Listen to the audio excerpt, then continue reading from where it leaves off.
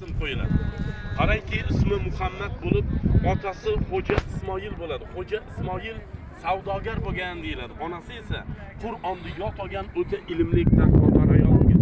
Imom Buxoriyning bittagina Ahmad ismli akasi ham bo'ladi. Bu inson 2 yoshga yetgach ko'zlariga shikast yetadi. 2 yoshda umuman ko'rmay qolgan.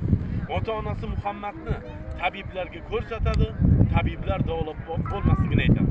2-3 yil vaqt o'tib Imom Buxoriy 4-5 yoshlar chamasi bo'lgan mumkin olimlar har galgidek yarim kechasi tahajjud namozini o'qib, joy namoz ustida soatlab duo qiladi. Onaning ko'zlari o'sha joy namoz ustida uyquga ketadi. Ona bir tush ko'radiki, tushlarda Ibrohim alayhisalom ayon beradi. Ey volida deydi. Seni Allohga qilgan duolaringni Alloh mustajab qildi. Ona qaraydi, 2 yoshida ko'zi ojiz bo'lgan Muhammad 4 yoshlarda yana ko'ra boshlagan edi deydi. Qarangki, bir onaning duosini Alloh shunday mustajab qilib qo'yapti deydi-da. O'shandan so'ng bu inson Buxoroning oddiy madrasasida o'qiydi. Imom Buxoriy o'sha 7-8 yoshlarda qori bo'lgan, yoshligida otadan ajragan. Imom Buxoriy 16 yoshida arab diyoriga ketadi. Bu inson 40 yildan ziyod vaqt arab davlatlarida yurgan.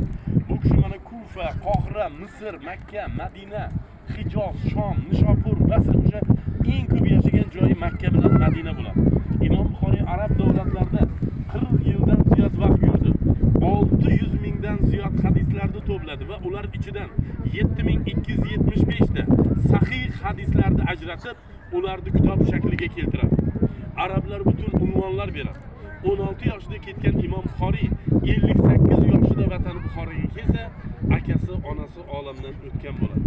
Imom Buxoriy butun Buxoro xalqiga ilm o'rgatadi. Buxoro xalqi bu insonni juda hurmat qilib turgan paytda bu amirga yoqmaydi. O'sha yerda Buxoroning amiri bo'lgan Xolid ibn Ahmad Zuhali Imom Buxoriyni chaqiradi. Sen deydi xalqqa emas, faqatgina kelib meni farzandlarimga ilm o'rgatasan deganda, Imom Buxoriy shunday hadis aytadi.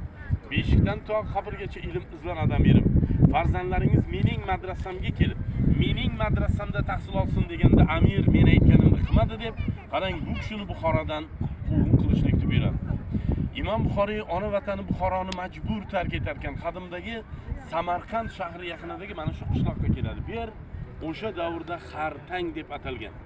Bu qishloqda Imom Buxoriyning bittagina qarindoshi bo'ladi, G'olib ibn Jibril. Imom Buxoriy kelganchida yashagan shu qishloq ahliga ilm o'rgatgan. Lekin Imom Buxoriy og'ir betob bo'lgan. O'sha xastalik paytlarida hozirgi Samarqand shahridan mana shu qishloqqa bir chopar kelar ekan. Chopar aytadi, Samarqand ulamolari ertangi hayit namozida ustozlik qilishingizni so'rayapti. Rozilik bildiradi. Bu kishiga ot keltiradi. Imom Buxoriy ot yoniga borar ekan, bitta uzangilarga oyoq qo'yib, ikkinchisiga qurbi yetmaydi, otga mina olmaydi. Imom Buxoriy shunday vasiyat qiladi: meni vafotim yaqin shu qishloq qabristoniga dafn qiling. Bu insonda farzand bo'lmagan. Imom Buxoriy uzoq vaqt duolarda bu dunyoni umuman tark etadi. Melodiy 810-yil Buxoroda tug'ilib, melodiy 870-yil Ramazon oyining oxirgi kunida 61 yoshida mana shu Xartang qishlog'ida vafot etadi. Bu inson vafot etganida jasadidan ter quyiladi. Bu holatning sababini hech kim bilmagan. Imom Buxoriyning o'zining vasiyatiga ko'ra mana hovlida qabri bor, qabrga dafn qiladi. Dafn kechasi qabrdan nur taragan.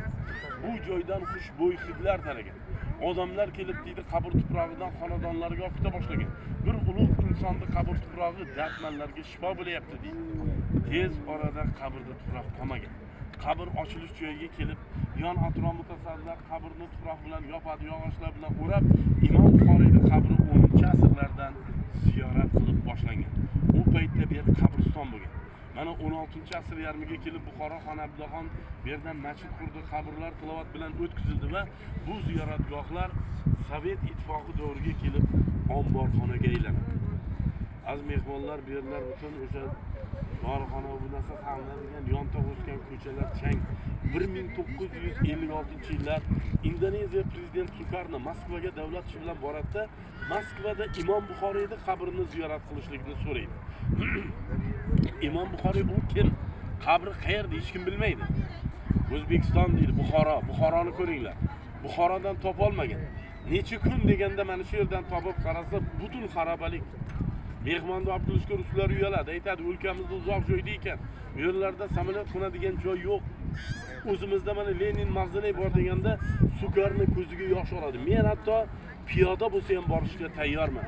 Mehmonni olib keladi, majbur bo'lgan qarang poyezdda Moskvadan 3,5 kun bu yerlarni tozalab, ko'chalarni butun asfalt qilib 4-kuni kechasiga to'g'rilab olib kelgan. Indoneziya prezidenti kechasi ko'chadan yalangoyoq kiradida hovliga kelganda emaklab keladi. Qabr yoniga joy namoz tush. Chunki u inson qori bo'ladi. Rahbarlar o'ylaydi, yarim soatda chiqib ketadi. Indoneziya prezidenti Murattab Qorini yozgi kuni tun qisqa, tong otguncha yerda yig'lab Qur'onni o'qiydi.